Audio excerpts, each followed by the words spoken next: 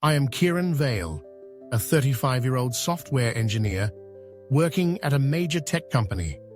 I have never been the type to romanticize life or believe in fate. I prefer logic, certainty, and structure.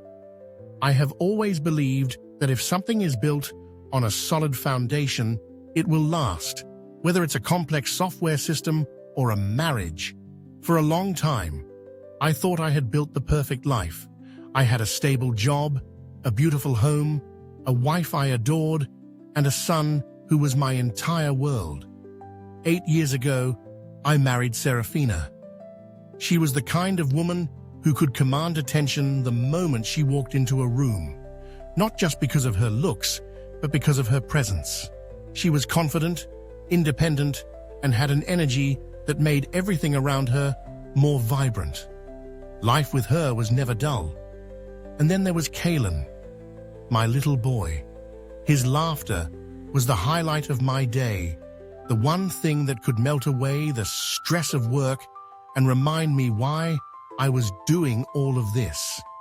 I had believed I had everything. But life isn't a program that can be perfectly coded and executed without errors. Sometimes, things break down silently, and by the time you notice, the damage is already beyond repair. And I, a man who had built his career on logic and analysis, failed to see the cracks forming in my marriage until it was too late. I stood by the window of my home office, watching the backyard where Kalen was kicking around his favorite ball. His laughter echoed through the cool evening air, bringing back memories of when our family was truly happy. Afternoons spent together, Serafina's laughter ringing out as I lifted our son high into the air. But today, Serafina wasn't out there with him. She sat at the patio table, eyes glued to her phone, completely unaware of her son's presence. I watched her for a long time. She never looked up. I couldn't remember the last time we had a real conversation. Not the brief exchanges about schedules or errands. I meant a real conversation, one where we could sit across from each other, look into each other's eyes, and still feel connected. But those moments had disappeared, and I had no idea when it started. Her changes didn't happen overnight. They crept in slowly, like cracks in glass, barely visible at first, but by the time you notice, the fracture is already too deep to fix. It started with late nights. "I have a private client," she said. "They prefer evening sessions." That made sense. As a yoga instructor, her work schedule was flexible. Some wealthy clients preferred training at odd hours, and Serafina was always eager to expand her business. But then the late nights became more frequent. 7 o'clock turned into 8, then 9. One night, she texted that she had a business meeting with a potential partner. When I asked who, she simply smiled and said, "Just some work stuff." I might have let it go, if not for the other changes. Serafina started caring about her appearance more than before. She had always been beautiful, but she used to prefer casual, comfortable clothing. Now, she was buying fitted dresses, heels, the kind she used to call a hassle. She spent more time in front of the mirror, applying makeup with more precision before heading out. I wasn't the kind of husband who questioned his wife's fashion choices. If she wanted to dress up, I had no problem with it. But what unsettled me was the fact that she no longer shared these things with me. Before, when she bought a new dress, she would twirl in front of me and ask, "What do you think?" Now she only looked at herself in the mirror, smiled in quiet satisfaction, and left the house without saying a word. Even Kalen noticed something was different. One night, while I was reading him a bedtime story, he suddenly said, "Mum comes home late a lot, doesn't she?" I paused for a moment, keeping my voice steady. "Yeah, she's been busy with work." Kalen nodded. But then he said something that sent a chill through me. The other day, I saw Mum smiling when she was texting. A big smile. But when she texts you, she doesn't smile like that. A cold sensation spread through my chest. And then came that night. Serafina was in the shower while I sat on the bed, skimming through my phone. Suddenly, her phone vibrated on the nightstand. I wasn't in the habit of checking her messages, but the screen lit up, catching my eye. A text from an unknown number. "Last night was amazing. Can't wait for next time. Lucian." My pulse slowed. I stared at the message, my mind racing for a rational explanation. Maybe it was innocent. Maybe Lucian was just a friend or a client. But the heart emoji and the way the message was worded, I placed her phone back exactly where it had been, just as Serafina stepped out of the bathroom. She glanced at me, then at her phone. A flicker of tension crossed her face before she masked it with a casual expression. "What are you doing?" I smiled. "Nothing, just waiting for you." She smiled back, picked up her phone, and casually scrolled through her messages. I saw the moment she found the one from Lucian. Her brows knitted together for just a second before she smoothed out her expression, turning her back to me. I knew I couldn't ignore this. I needed to watch her more closely. If necessary, I would hire a private investigator. If Serafina was truly betraying me, I needed to know. I lay awake that night, staring at the ceiling, my mind churning through every possibility. But one thing was certain. This marriage had changed, and there was no going back. I couldn't ignore it anymore. That message from Lucian wasn't just a random text. It wasn't an innocent conversation taken out of context. It was a message that spoke volumes, a message that confirmed my worst fears. It wasn't just the words. It was the heart emoji, the familiarity in the tone, the way Serafina reacted when she saw it. She had not laughed it off. She had not explained it. She had simply picked up her phone, read it in silence, and turned her back to me. A single message had changed everything. The next morning, I woke up earlier than usual. I lay in bed, staring at the ceiling, listening to the rhythmic sound of Serafina's breathing beside me. She was still asleep, her back turned to me, the same way she had turned her back last night after reading that text. For a moment, I debated waking her up and confronting her. I wanted to shake her awake, shove the phone in her face, and demand an explanation. But that wouldn't work. If she was cheating, she would deny it. She would turn it around on me, make me feel like the villain for looking at her phone in the first place. If I wanted the truth, I needed proof. Something undeniable. Something she couldn't twist into an accusation against me. I got out of bed quietly and headed downstairs. The house was silent, the air still heavy with the early morning chill. I made myself a cup of coffee, but I didn't drink it. My hands hovered over my phone instead, fingers hesitating over the search bar.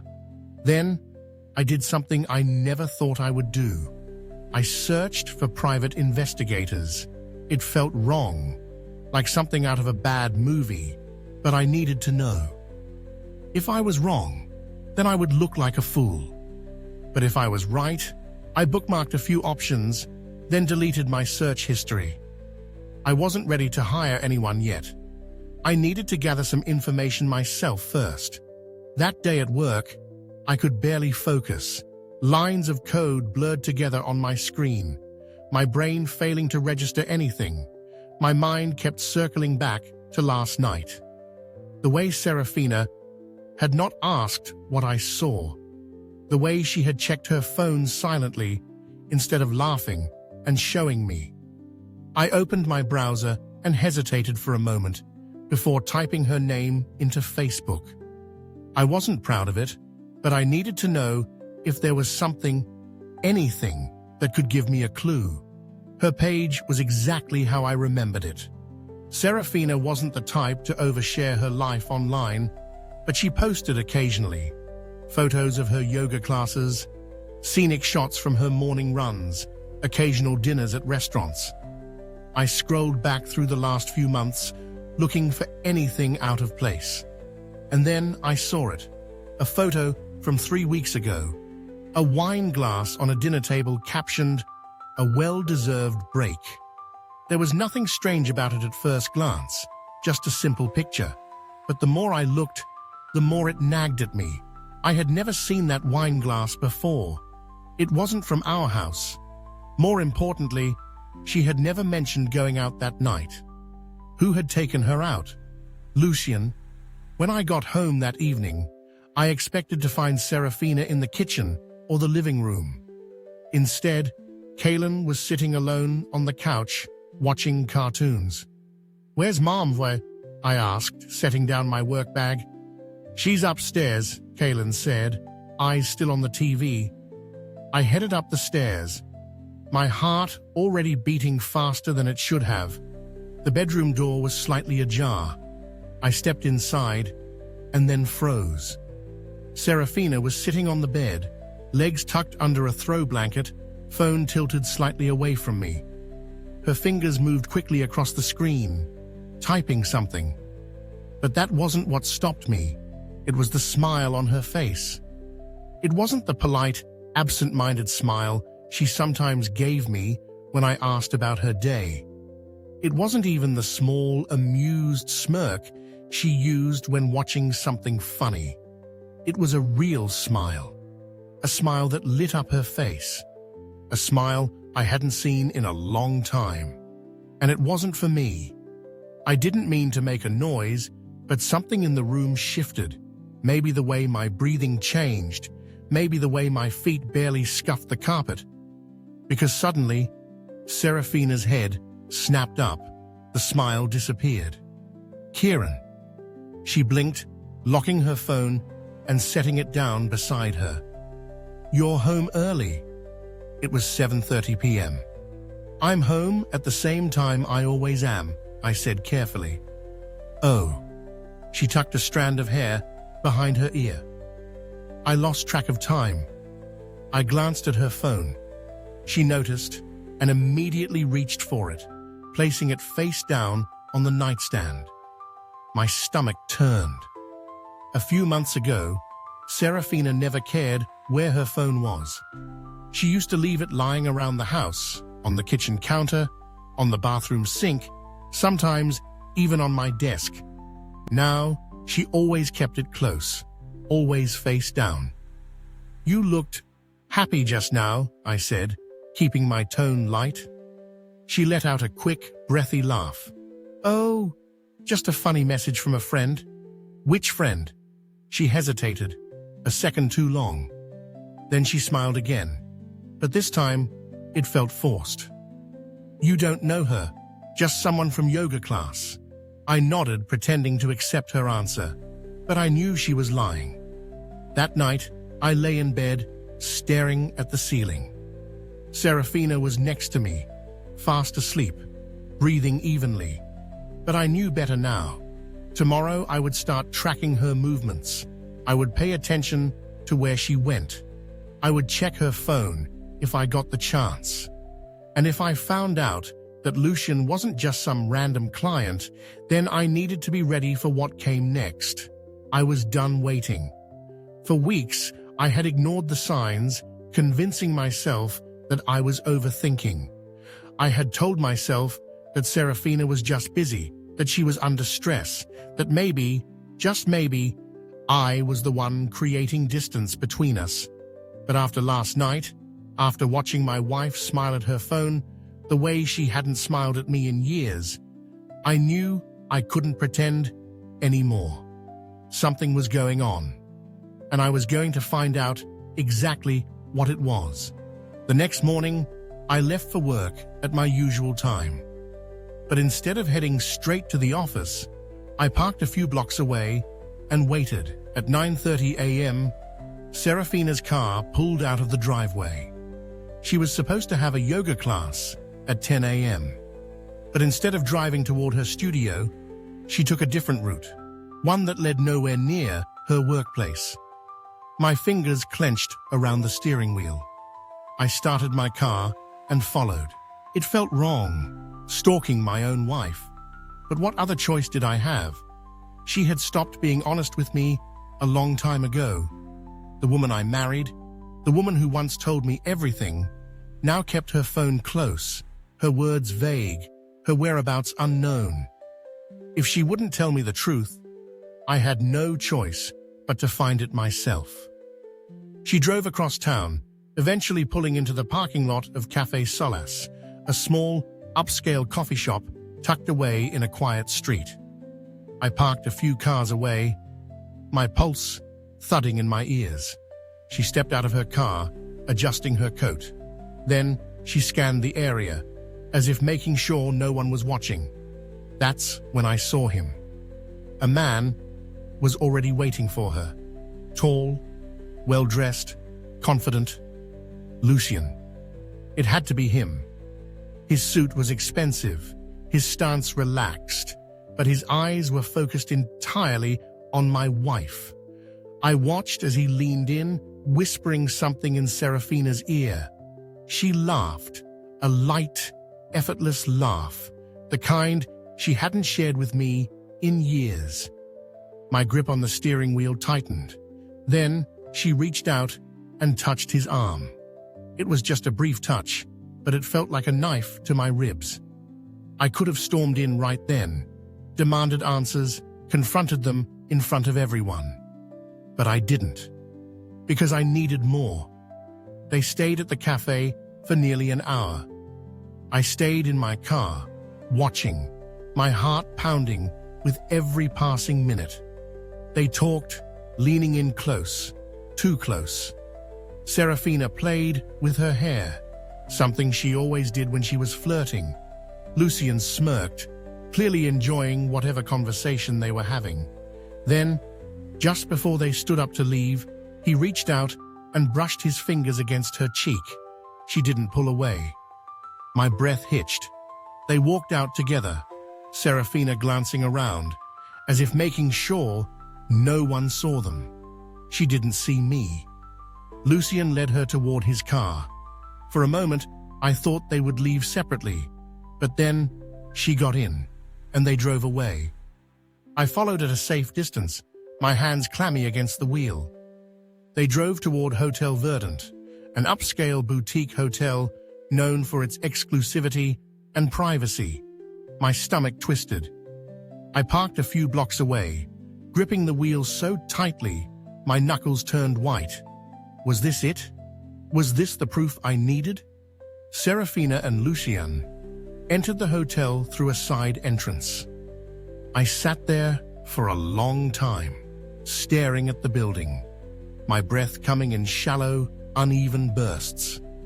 My wife was inside that hotel with another man. There was no more room for doubt, no more excuses. I needed to act. I pulled out my phone and dialed a number I never thought I would. Vale Investigations, a voice answered. I took a shaky breath. I need to hire a private investigator. There was a pause. Then, what's the case? I closed my eyes. My wife, I said. I think she's cheating on me. I couldn't sleep that night. Every time I closed my eyes, I saw her, Serafina, laughing, smiling, leaning into Lucien's touch. The image of them together at the cafe, the way she hadn't pulled away when he touched her, the way she had willingly gotten into his car, it played on a loop in my mind, each repetition digging deeper into my chest. But the worst part wasn't what I had seen. It was what I hadn't seen. What had happened inside that hotel? Had she kissed him? Had she whispered his name the way she used to whisper mine? I bolted upright, breathing hard, my chest heaving as if I had just run a marathon. I couldn't do this to myself. I needed facts, not guesses. I grabbed my phone and checked my messages. There was one from Vale Investigations. Meet me at 10 a.m. Office address is attached. Bring any evidence you have. Tomorrow, I was going to get answers. The office was small, tucked between a law firm and an insurance agency. A simple glass door with Vale Investigations etched in gold letters. I pushed it open and stepped inside. A man sat behind a cluttered desk, reading a file. He looked up when I entered, his sharp green eyes scanning me with a quick efficiency that told me he had already formed an opinion about me in seconds. Kieran Vale? Yeah.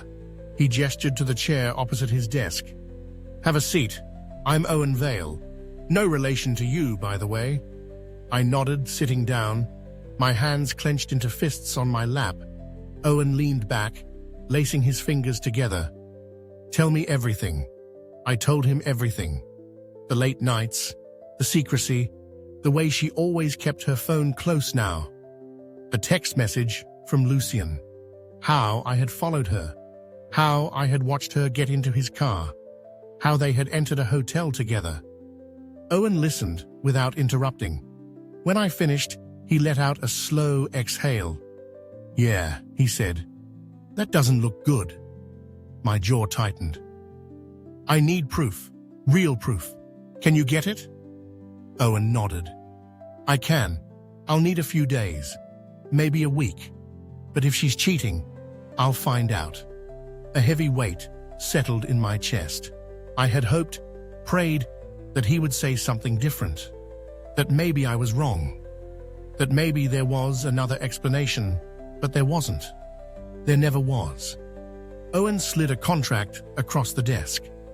I'll follow her, document everything. If she meets Lucian again, I'll get photos, the timestamps, the whole thing. I hesitated before signing, because once I signed, there was no turning back. This wasn't suspicion anymore. This was an investigation. I put pen to paper and sealed my fate. The first report came in 3 days later. Owen sent me a file with timestamps, locations, and photos. Serafina and Lucian had met twice since our last encounter. Monday, 3:15 p.m. Serafina parked 2 blocks away from Café Solace. Lucian arrived 5 minutes later. They sat in a private booth, close, talking, laughing. No obvious physical contact, but the body language was intimate. Tuesday, 6:40 p.m. Lucian picked her up near her yoga studio. They drove to the same hotel, stayed inside for 2 hours, left separately. I stared at the report, my head spinning. I had hoped I was wrong, but the truth was staring me in the face. Serafina was cheating on me. I sat on the edge of the bed that night, gripping my phone so tightly my knuckles turned white. Serafina was in the bathroom, brushing her teeth, completely unaware that I knew, that I had proof. She stepped out, running a towel through her damp hair. Hey, she said, casually, like nothing had changed, like she hadn't just spent 2 hours in a hotel with another man. I forced my voice to stay even. Hey. She climbed into bed beside me, picking up her phone, scrolling, texting. Lucian? I clenched my jaw. Not yet.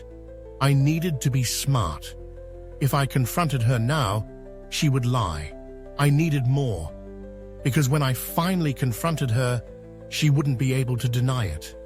Serafina had no idea. She lay beside me, scrolling through her phone, the dim glow of the screen casting soft shadows across her face. Her fingers moved effortlessly, tapping, swiping, typing. I watched her out of the corner of my eye, wondering who she was texting. Lucian? The name coiled in my mind like poison.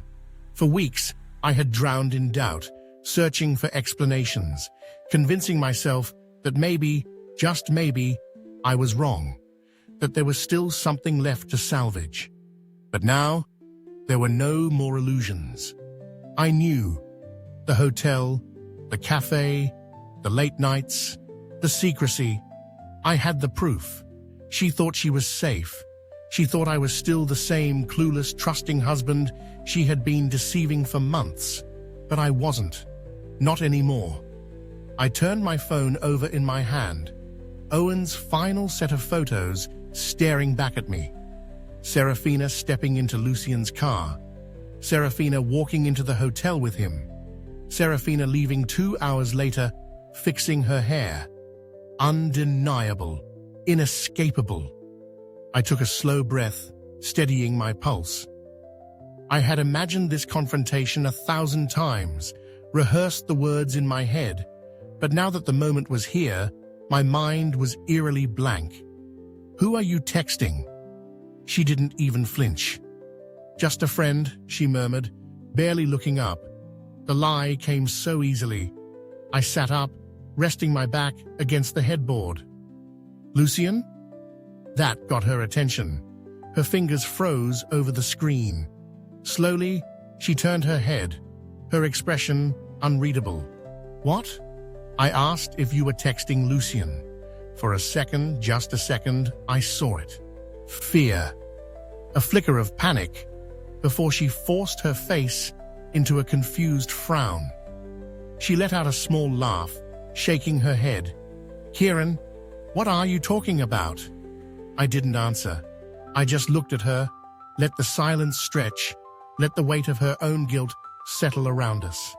Then, I picked up my phone, opened Owen's file, and turned the screen toward her. She inhaled sharply. Her eyes flicked over the photos, each one worse than the last. Her breath hitched when she reached the one of her getting into Lucian's car. I watched her closely, waiting for the lie, the excuse, the desperate attempt to twist the truth.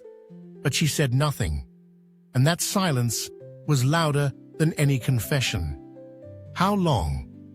My voice was calm, too calm. Serafina swallowed hard, setting her phone down on the nightstand. Her hands trembled slightly. "Kieran, how long?" Her shoulders slumped. She looked away, avoiding my eyes. When she finally spoke, her voice was barely above a whisper. 6 months. I exhaled slowly, the number settling in my chest like a stone. 6 months. Half a year. For 6 months, she had come home to me, kissed me goodnight, slept beside me, all while smiling for another man.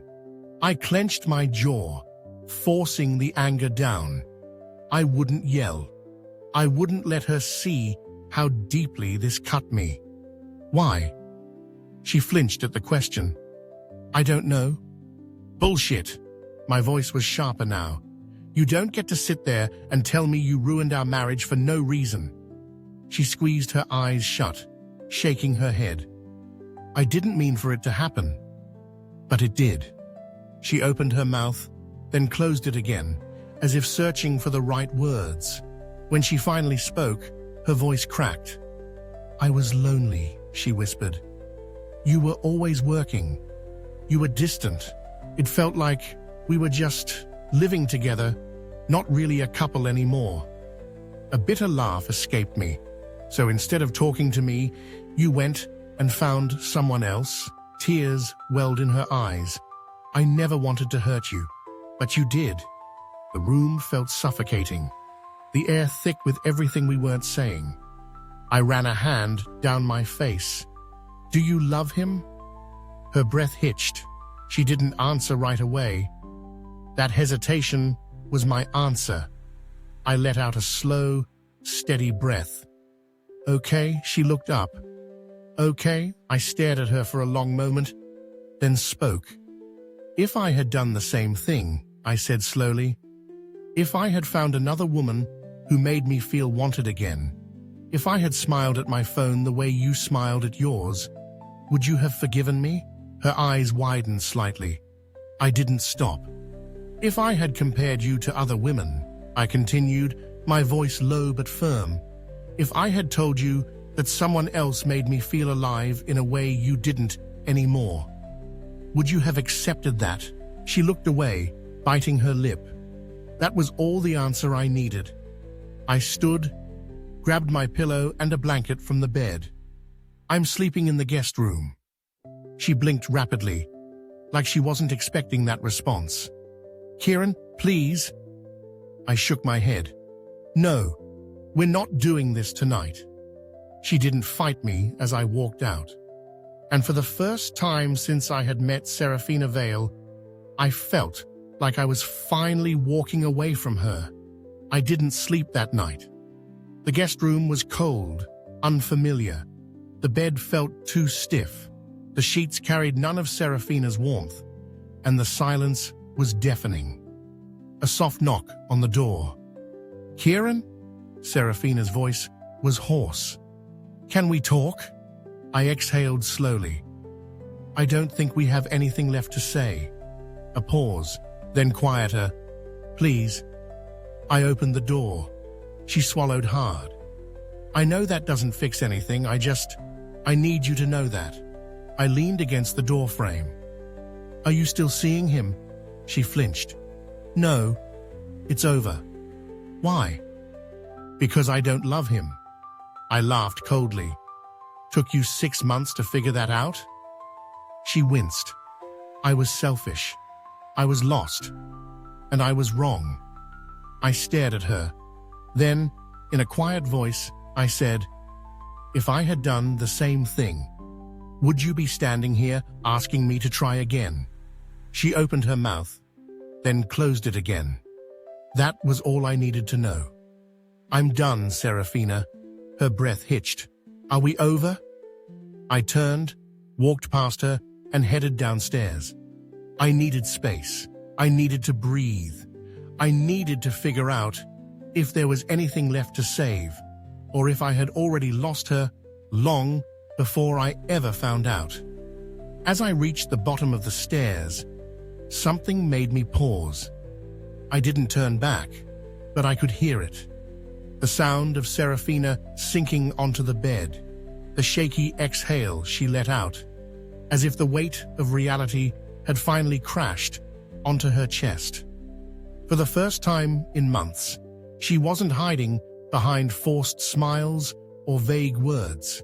She was silent, and somehow that silence felt heavier than all the lies she had ever told me. I didn't know if she was crying. I didn't know if she was sitting there in shock, trying to process the fact that she had ruined everything with her own hands. But a part of me didn't care anymore, because no matter what she was feeling, it was too late. I walked away, and this time I didn't stop. The house felt different. Everything was exactly where it had always been. The furniture, the framed photos on the walls, the faint scent of Serafina's perfume lingering in the air. And yet, it no longer felt like home. I sat at the kitchen table, staring at my untouched coffee. The steam had long since disappeared, leaving only a bitter, cooling liquid that I had no intention of drinking. My hands rested on either side of the mug, fingers tense, unmoving. Upstairs, I could hear the creak of the floorboards as Serafina moved around. I knew she was awake. I knew she was waiting. But I didn't go to her. She was hoping. But I had nothing left to give. For the past few days, I had told myself I needed time. Time to process, time to think, time to decide if there was anything left to salvage. But deep down, I had already known the answer. There was nothing left. Not after 6 months of betrayal. Not after looking into her eyes and realizing she had chosen someone else over and over again, and had still come home to me every night like nothing had changed. The front door loomed in my peripheral vision, like an invitation. It was time. My phone buzzed on the table, snapping me out of my thoughts. I glanced down. Owen Vale. For a moment, I considered letting it ring. Then, with a sigh, I picked up. "You got anything for me?"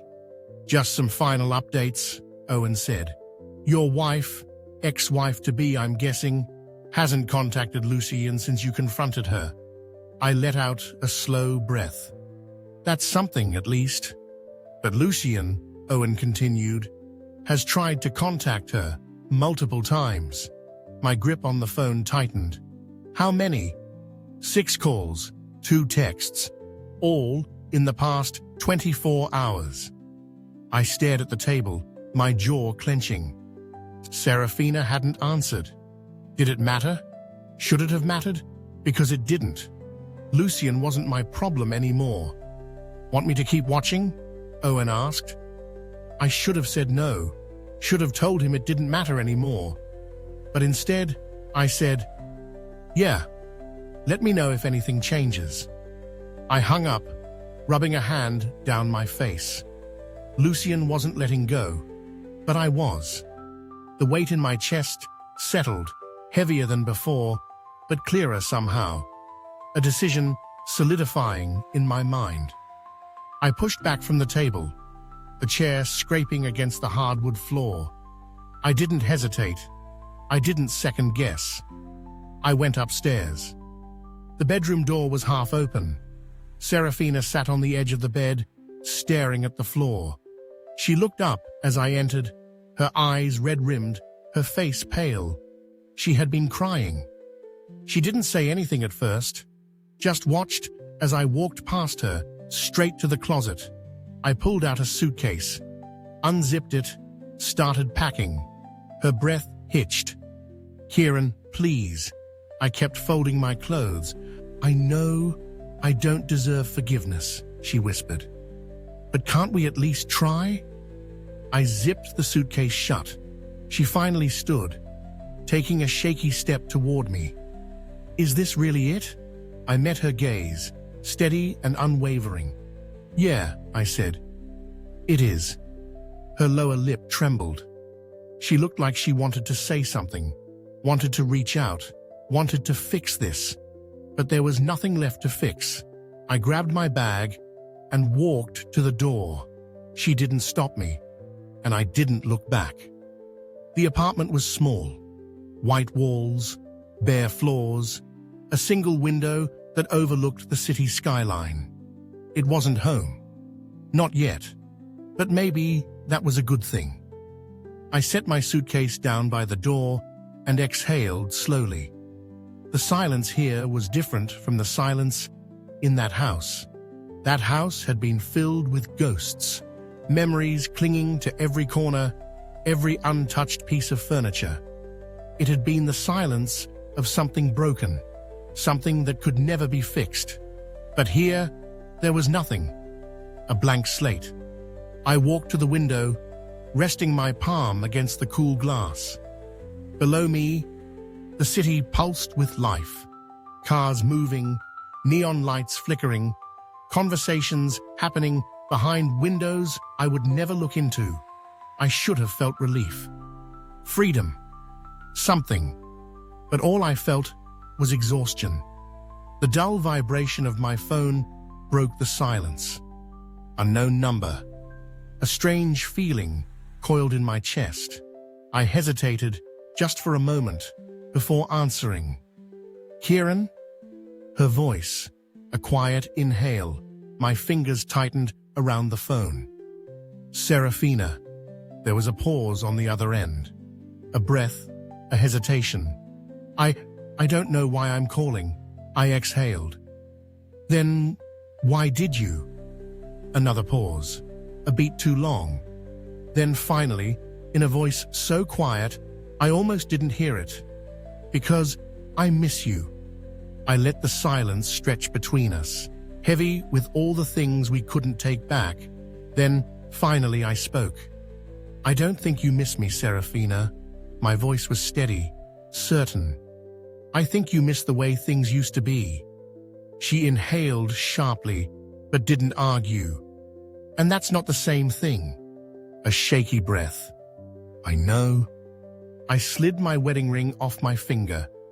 For a moment, I just stared at it. Then, with quiet finality, I placed it on the windowsill and stepped into the future.